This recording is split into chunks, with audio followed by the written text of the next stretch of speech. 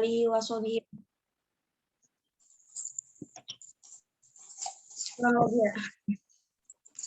Assalamualaikum warahmatullahi wabarakatuh.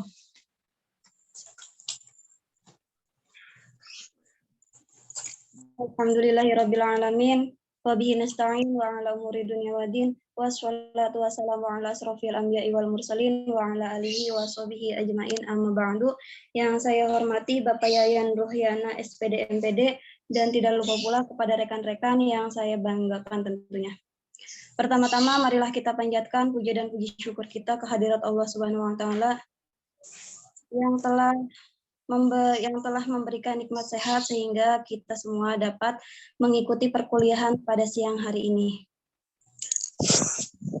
Kedua kalinya, salawat serta salam tetap tercurah limpahkan kepada junjungan kita, Nabi besar, Nabi agung, Nabi Muhammad SAW, yang membawa kita dari zaman kegelapan menuju zaman terang benderang, yakni ad-dinul Islam.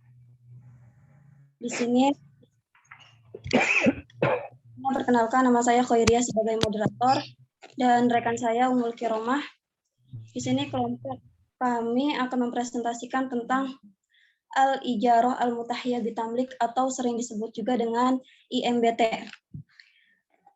Di sini pembahasan yang pertama yaitu ada pengertian Al-Ijarah Al-Mutahiyah Bitamlik, kemudian ada landasan hukum Al-Ijarah Al-Mutahiyah Bitamlik, ada juga syarat dan rukun dari IMBT, kemudian bentuk dari IMBT, dan yang terakhir yaitu ada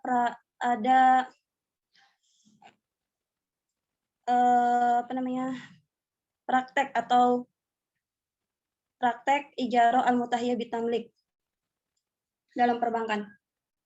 Untuk mengefisienkan waktu, langsung saja pembahasan yang pertama dan yang kedua yaitu pengertian Al-Ijarah Al-Mutahiyah Bitamlik dan landasan hukum Al-Ijarah Al-Mutahiyah Bitamlik yang akan dipaparkan atau disampaikan oleh rekan saya Ummul Kiromah. Kepadanya dipersilahkan.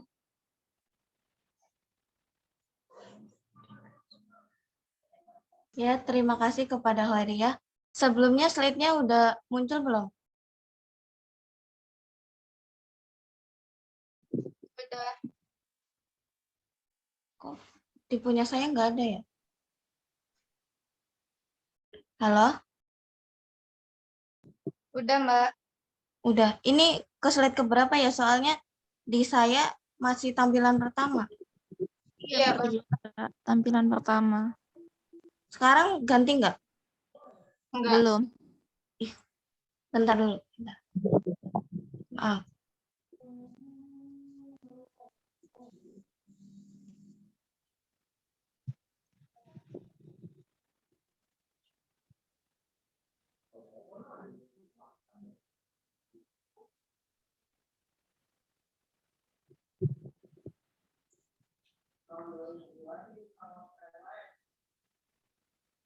Udah, Mul.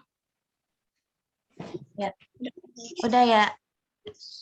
Terima kasih kepada Horia yang telah mempersilahkan saya untuk memaparkan tentang pengertian Al-Ijarah Al-Mutahiyah Bitamlik. Sebelumnya pengertian Al-Ijarah dan Al-Ijarah Al-Mutahiyah Bitamlik itu berbeda. Al-Ijarah itu sendiri itu sewa menyewa suatu barang.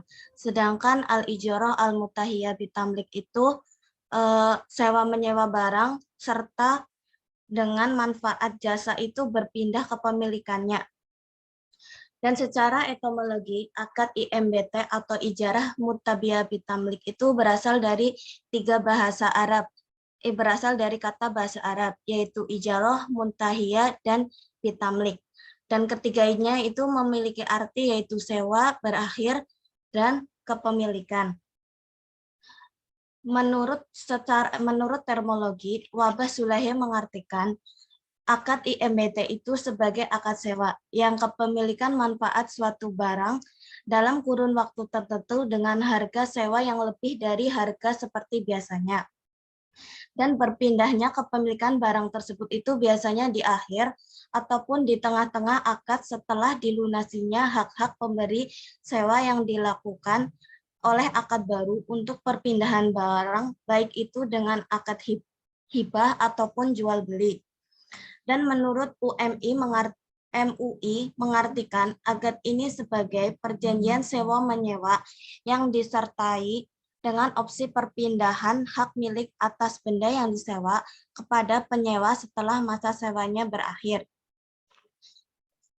Sedangkan menurut pada konsepnya yang ditawarkan itu pada dasarnya adalah akad sewa yang diakhiri perpindahan kepemilikan berdasarkan janji yang sudah disepakati atau sebelum akad itu dimulai.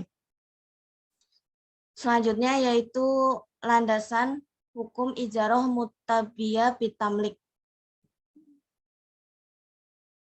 Slide-nya udah geser belum ya? Belum.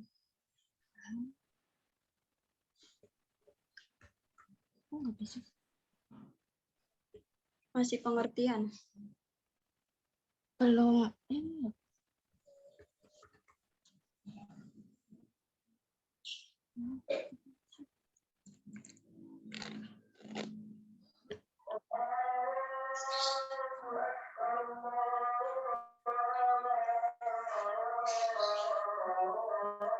Landasan hukum ijarah bitamlik sebagai suatu transaksi yang bersifat tolong-menolong.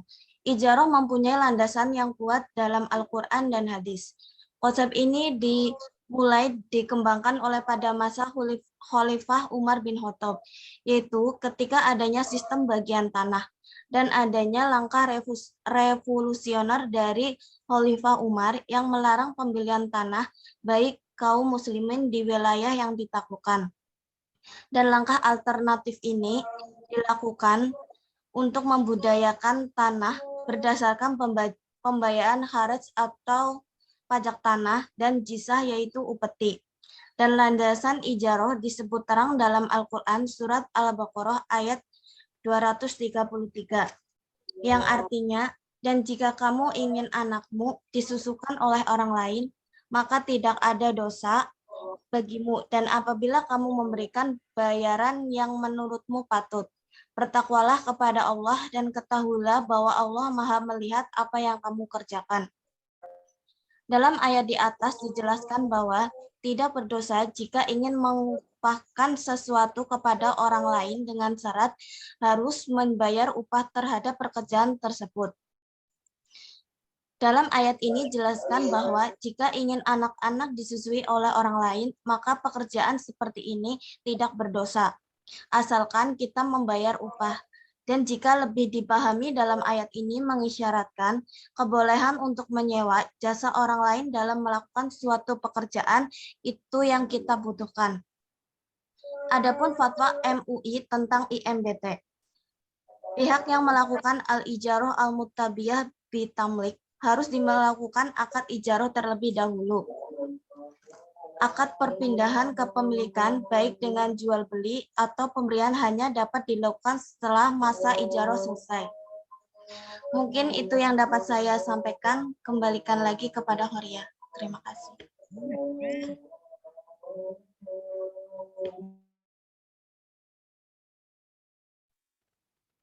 Terima kasih kepada Ummul Kiromah. Maaf, di sini lagi ada, nanti saya lanjutkan ya setelah adzan selesai.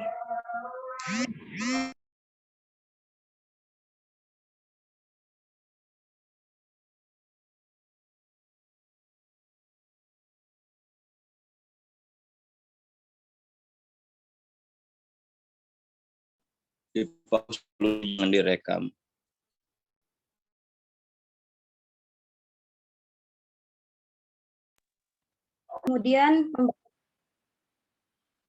Kemudian pembahasan selanjutnya yaitu rukun dan syarat ijarah al-mutahiyah bitamlik.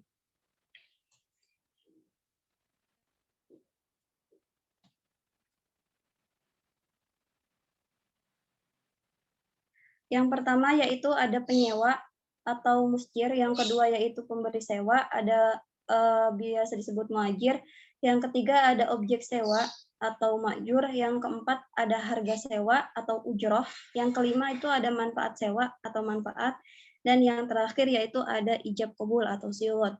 Kemudian ada syaratnya, yang pertama yaitu kerelaan dari pihak yang melaksanakan akad, yang kedua yaitu Adat ma'yur memiliki manfaat yang dibenarkan dalam Islam. Kemudian selanjutnya,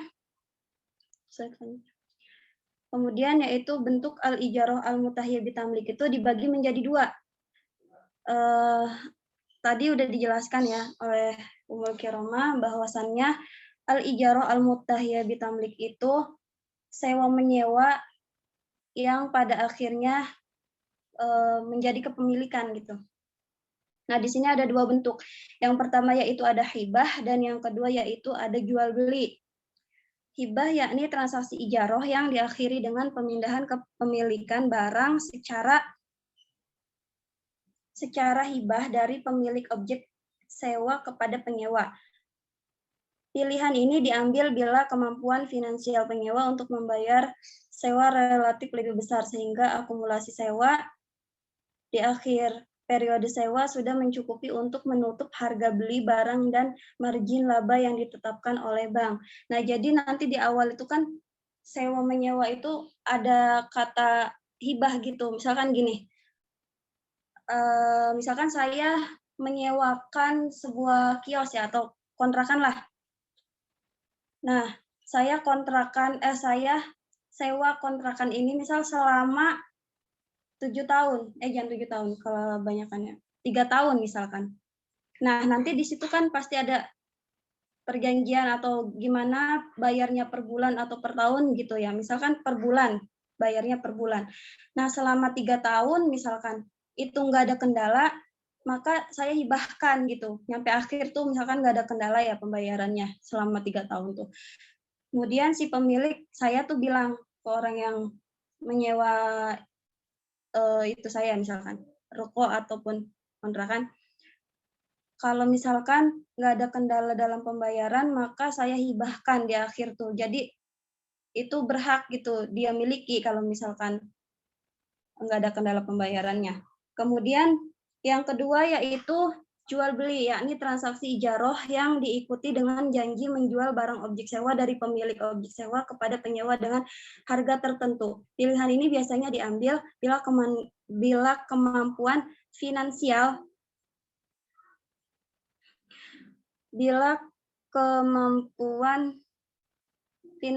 penyewa untuk membayar sewa relatif kecil. Karena sewa yang dibayarkan relatif kecil, maka akumulasi nilai sewa yang sudah dibayarkan sampai akhir periode sewa belum mencukupi harga beli barang tersebut dan margin laba yang ditetapkan oleh bank. Bila pihak penyewa ingin memiliki barang tersebut, maka ia harus membeli barang itu di akhir periode. Nah, jadi di sini juga sama kayak tadi hibah, cuman beda kata itu doang, kata-katanya gitu. Jadi kalau tadi kan saya hibahkan kalau misalkan itu udah lunas gitu, maksudnya udah bayarnya nggak ada kendala. Kalau ini saya jual di akhir perjanjian tersebut gitu. Kemudian yang terakhir yaitu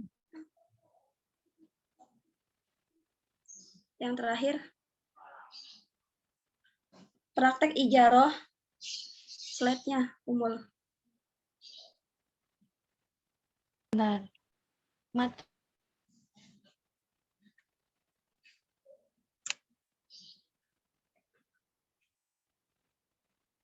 Belum muncul.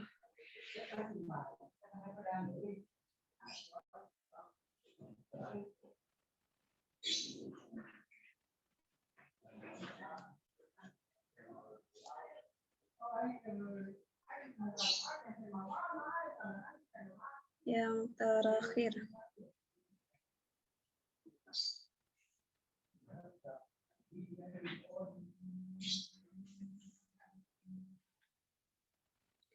Kemudian yang terakhir yaitu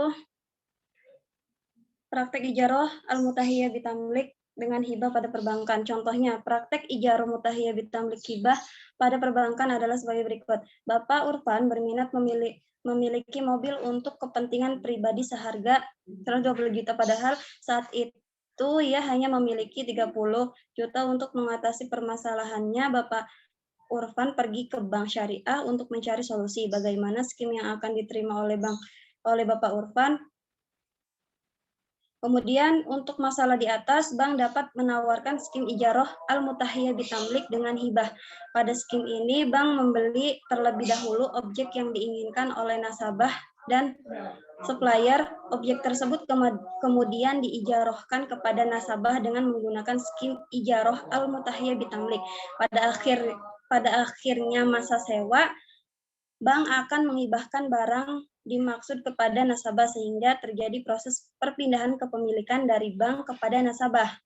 Nah, maksudnya di sini Bapak Urfan tadi kan berniat untuk beli mobil, kemudian uangnya itu kurang. Nah, jadi Bapak Urfan itu bisa ke bank gitu, ke bank syariah untuk menggunakan akad al-ijarah al-mutahiyah bitamlik, yaitu pihak bank itu membeli dulu mobil tersebut dengan harga segini misalkan. Nah, nanti kemudian Bapak Urfan itu membayarnya kepada bank gitu. Dengan akad al-ijarah mutahiyah bitamlik. Mungkin hanya ini yang dapat kelompok kami sampaikan, kurang lebihnya mohon dimaafkan. Kemudian selanjutnya yaitu sesi tanya jawab. Yang ingin bertanya atau ingin menambahkan bisa silahkan.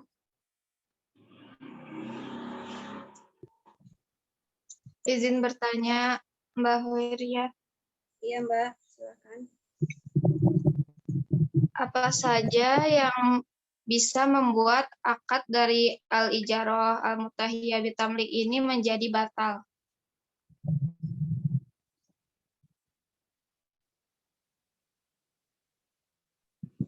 Ya, terima kasih Mbak. Ada yang lain mungkin?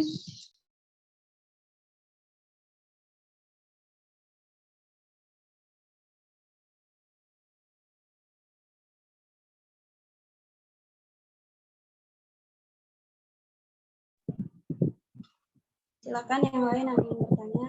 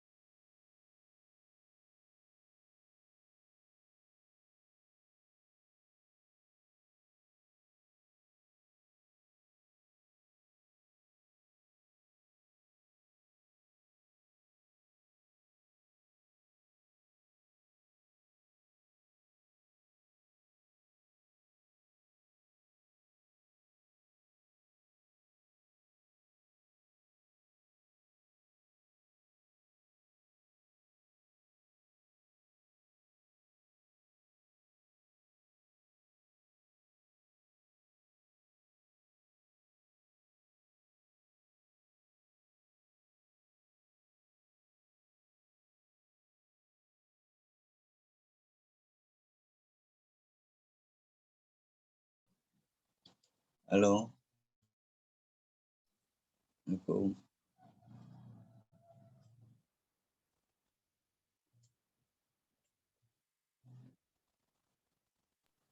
Waalaikumsalam.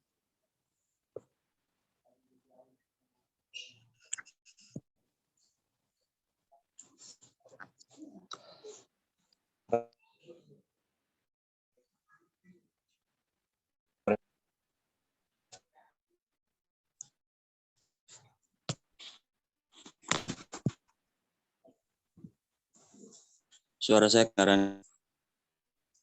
Ada. Kedengaran Bapak. Kedengaran Bapak. Tadi sempat putus. Recordnya dimatikan kalau udah presentasi.